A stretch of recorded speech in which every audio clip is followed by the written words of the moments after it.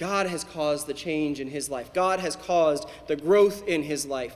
And God is the one who is sending him out. The other reason that Paul speaks about, the other reason that people should listen to him, is because he's made the same mistakes. He's telling people, listen to my wisdom. I've already made these mistakes, so now you don't have to. I mean, isn't that what wisdom is learning from the mistakes of those who have gone before us? And Paul's listing them out here. Paul has grown a great deal from his early years. He spent the early part of his life hating and persecuting the early church.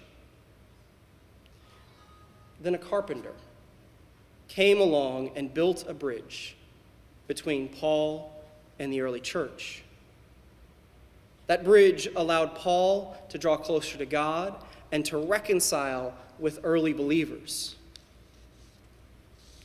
Then God continued to work through Paul to build bridges between the early church and non-believers, specifically among the Gentile nations.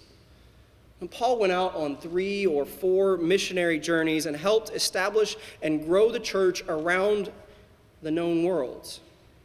He built bridges between established believers and those who had not yet experienced God's grace and mercy and love. And Paul, through all of this,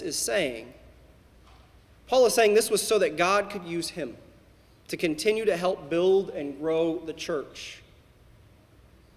He did this by adapting to the world around him. In fact, adaptation seems to be one of the major features of why